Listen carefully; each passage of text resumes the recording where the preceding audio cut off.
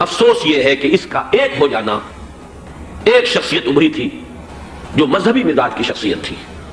جو دینی مزاج کی حامل شخصیت تھی، اگر اس کی قیادت میں عالم عرب متحد ہو جاتا تو واقعتاً ایک بہت بڑا جو ہے مرحلہ وہ طے ہو جاتا پوری عالمی ملت اسلامیہ کی ایک وحدت اختیار کرنے کا۔ وہ شخصیت تھی شاہ فیصل شہید کی، اور اس لفظ کے ساتھ ہی آپ کے ذہن میں آ گیا ہوگا کیوں انہیں شہید کر دیا گیا، کس نے کیا کرایا، کہاں سے تعلیم حاصل کر کے آیا تھا وہ جس نے شہید کیا شاہ فیصل شہید کو، اس کی گردن پر کون سوار تھی، وہ یہودی لڑکی کے جس کے فوٹو بھی شائع ہوئے، ایک گردن پر اٹھائے کھڑا ہوا شہزادہ اپنی ایک یہودی دوست کو، لڑکی کو، اور وہی ہے کہ جس نے جا کر پستول سے شہید کیا ہے۔ اچھی طرح جان لیجئے، جیسے بارہا میں نے عرض کیا ہے کہ حضرت عمر کو شہید کرنے والا کہنے کو ابو لولو فیروز تھا، لیکن اس کے پیچھے پورا ایرانی نسل پرستی کا جو پورا پس منظر ہے، اسے تو ہر شخص جس کی ذرا بھی نگاہ جو ہے جو صرف منظر کو نہ دیکھ رہی ہو پس منظر کو بھی دیکھنے والی ہو، وہ تو جان دے گی کہ ابو لولو فیروز ایک فرد کا نام نہیں تھا، وہ ایران کا انتقام تھا عالم عرب سے۔ بالکل اسی طریقے سے یہ امریکی استعمار کا ہتھ کنڈا تھا، اسے محسوس ہوا۔ شاہ فیصل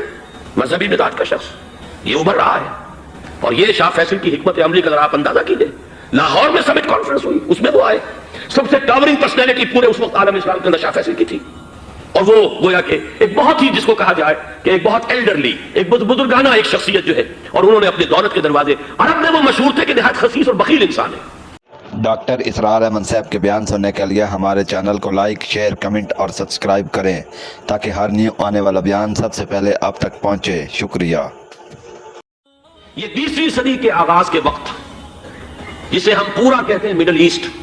بلکہ صرف مڈل ایسٹ نہیں، پورا شمالی افریقہ سلطنت عثمانیہ کا حصہ تھا، خلافت عثمانیہ، لیبیا، الجزائر، مصر، پورا حجاز، یمن، پورا عراق، شام، اور یہ شام ہی کے حصے ہیں در حقیقت اردن اور لبنان، یہ شام عرب، عراق عرب، یہ پورا علاقہ خلافت عثمانیہ یہ اس کا حصہ تھا۔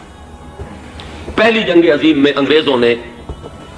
عربوں کو بغاوت پر آمادہ کیا، غداری پر آمادہ کیا، انہوں نے خلافت عثمانیہ کے خلاف بغاوت کی، بیج بوئے ان کے دلوں کے اندر نفرت کے،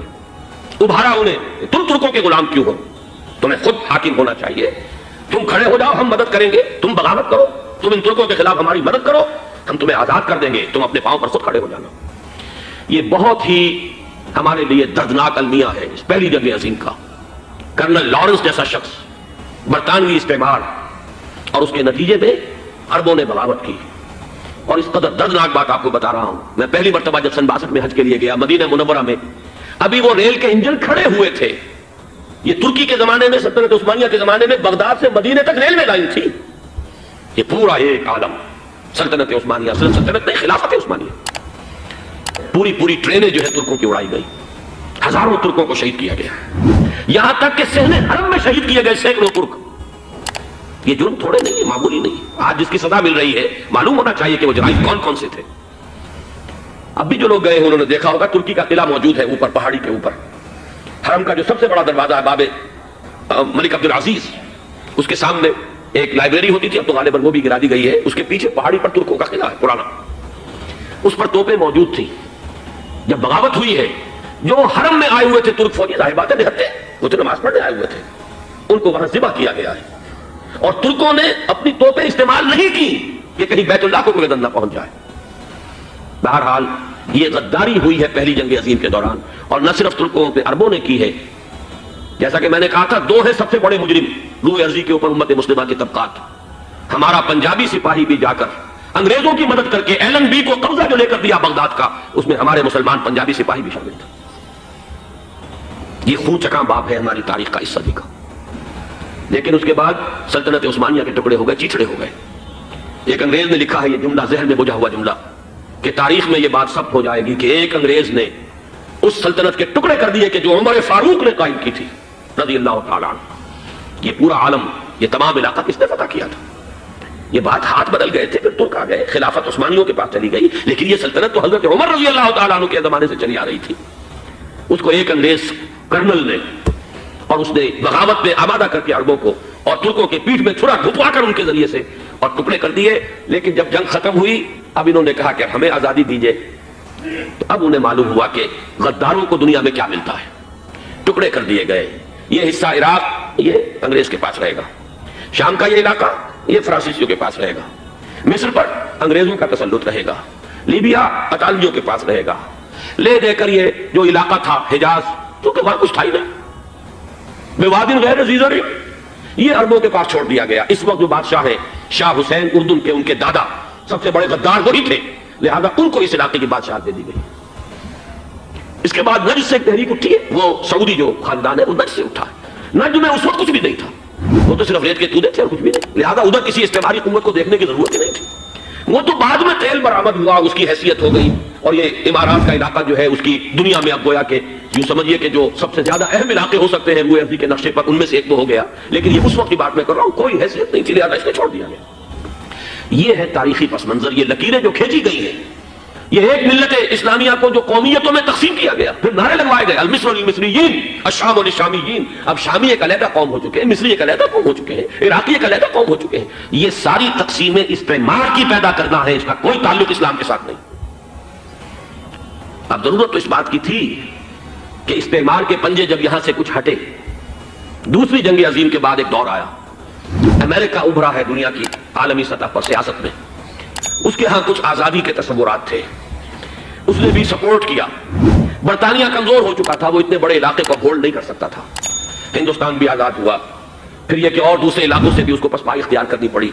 इस्तेमार के पंजे जिस तरह भी हुए, इनके सीनों से, अरबों के सीनों से जो है गोया कि वो हटे। लेकिन अमेरिका ने एक अपनी बहुत बड़ी हिकमत अमली जो इख्तियार की, आलम अरब के सीने में इसराइल का खंजर पैबस कर दिया, ताकि ये कभी आजाद ना हो जाए, हमारे अंगूठे तले रहे, हमारी पॉलिसी गवर्न करे। ये इस्तेमार का दूसरी जंग अजीम के बाद, जहां बरतानवी इस्तेमार, फ्रांसीसी इस्तेमार रफ्ता रफ्ता ही हटने शुरू हुए। सदर नासिर ने अंग्रेजों को उठाकर फेंका मेडिटेरेनियन में और दूसरी जगहों से, अलजायर ने आजादी हासिल की फ्रांस से, अतालवियों से जो है लीबिया वालों ने आजादी हासिल की, ये हो गया। लेकिन एक खंजर पैबस कर दिया गया इसराइल का सीने अरब। इस सूरत हाल में जाहिर बात है कि एक तो बड़ी आइडियल पोजीशन थी कि पूरा आलम इस्लाम मुत्तहिद हो, लेकिन वो तो बहुत दूर का ख्वाब मालूम होता है। अल्लामा इकबाल से बड़ा कोई नकीब नहीं है मिल्लत इस्लामी की वहदत का। एक हो मुस्लिम हरम की पासबानी के लिए नील के साहिल से लेकर ताबका के काशगर, लेकिन उन्हें भी अपने लेक्चर्स में कहना पड़ा कि इस वक्त जो सूरत हाल है, पूरे आलम इस्लाम की एक वहदत बन जाना तो तकरीबन नामुमकिन नजर आ रहा है। अगर किसी तरह एक कॉमनवेल्थ ऑफ मुस्लिम नेशंस वजूद में आ जाए तो भी बड़ी कामयाबी होगी, लेकिन उससे भी पहले यह तो ज्यादा आसान था कि आलम अरब एक वहदत की शक्ल इख्तियार कर ले। ये तो एक कौम है, अक्सर और बेशतर एक नस्ल या ज्यादा दो नस्लें कहती थी। शिमाली अफ्रीका में बर्बर नस्ल भी है, बाकी तो सब अरब है। ये पूरा आलम एक नस्ल, एक जबान, पूरे इतने रकबे के ऊपर बोले जाने वाली एक जबान, ये तो एक हो जाए। अफसोस ये है कि इसका एक हो जाना, एक शख्सियत उभरी थी जो मजहबी मिजाज की शख्सियत थी, जो दीनी मिजाज की हामिल शख्सियत थी। अगर उसकी क़यादत में आलम अरब मुत्तहिद हो जाता तो वाक़अतन एक बहुत बड़ा जो है मरहला वो तय हो जाता पूरी आलमी मिल्लत इस्लामिया की एक वहदत इख्तियार करने का। वो शख्सियत थी शाह फैसल शहीद की। और इस लफ्ज के साथ ही आपके दिन में आ गया होगा क्यों उन्हें शहीद कर दिया गया, किसने किया कराया, कहां से तालीम हासिल करके आया था वो जिसने शहीद किया शाह फैसल शहीद को। उसकी गर्दन पर कौन सवार थी, वो यहूदी लड़की के जिसके फोटो भी शाये हुए, एक गर्दन पर उठाए खड़ा हुआ शहजादा अपनी एक यहूदी दोस्त को, लड़की को, और वही है कि जिसने जाकर पिस्तौल से शहीद किया है। जान अच्छी तरह जान लीजिए, जैसे बारहा मैंने अर्ज किया है कि हजरत उमर को शहीद करने वाला कहने को अबू लुलू फिरोज था, लेकिन उसके पीछे पूरा ईरानी नस्ल परस्ती का जो पूरा पसमंजर है, उससे तो हर शख्स जिसकी जरा भी निगाह जो है जो सिर्फ मंजर को ना देख रही हो, पसमंजर को भी देखने वाली हो, वो तो जान देगी कि अबू लुलू फिरोज एक फर्द का नाम नहीं था, वो ईरान का इंतकाम था आलम अरब से। बिल्कुल इसी तरीके से ये अमरीकी इस्तेमार का हथकंडा था, उसे महसूस हुआ। शाह फैसल मजहबी मिजाज का शख्स ये उभर रहा है,